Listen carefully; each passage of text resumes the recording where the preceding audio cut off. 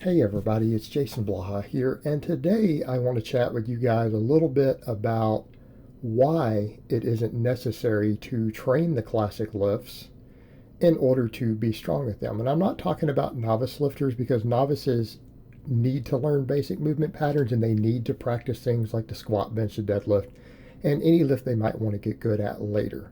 So I'm talking about people who have already developed a baseline proficiency. And I mean, case in point, I'm showing you guys just some of my various max effort training. I would say, as far as any of these classic lifts go, you see me doing here, I have only done them maybe twice in the last year. Okay, twice inside of a year, and I'm still hitting big lifts there in all those. I mean, obviously the bench isn't massive, but that's also my weak link. But I mean, a 552 squat, 615 conventional deadlift, 335 pause bench.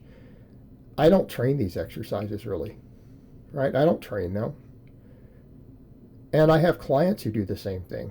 I have a client who, just through sumo pulling and building general strength and conjugate training, we took him from a 465 deadlift to a 515 conventional deadlift without doing a conventional deadlift. Okay, his max was 465 and I didn't have him do a conventional deadlift.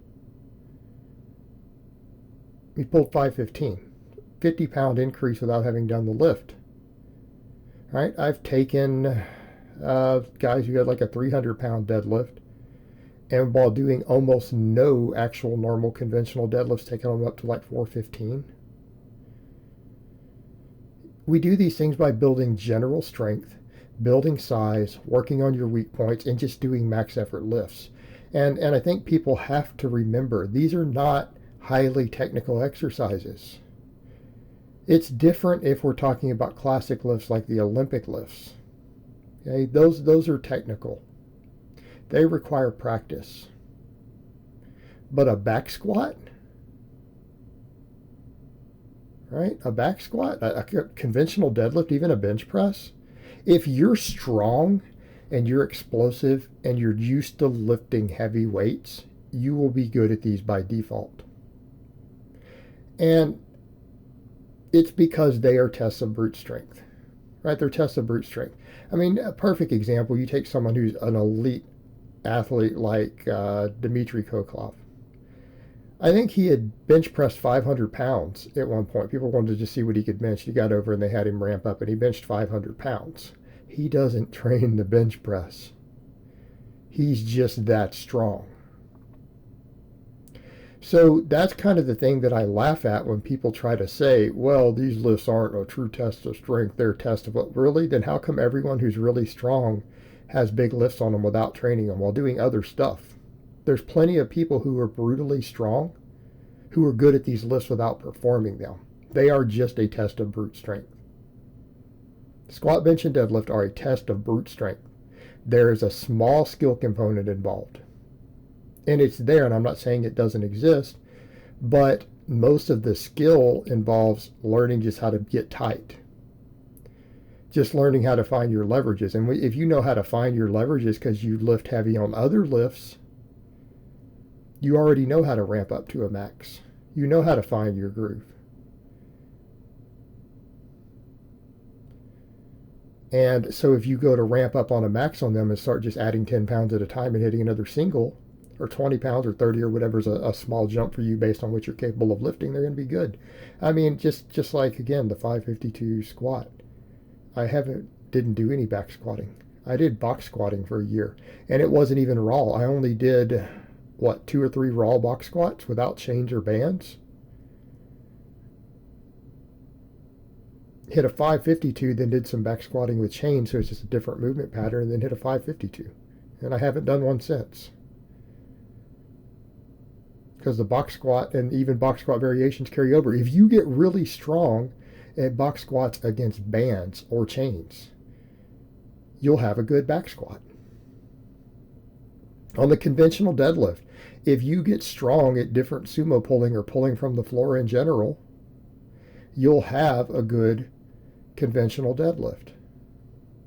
Okay, because I built my 600 plus conventional deadlift back up doing what? Sumo pulls, speed pulls, rows, good mornings. So people will say, well, how does someone get strong? Quit ignoring this size versus strength isn't real nonsense, first of all.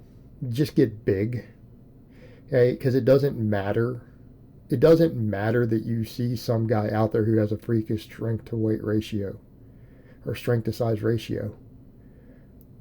Statistically, that will never be you, okay? That's like saying because someone has won the lottery.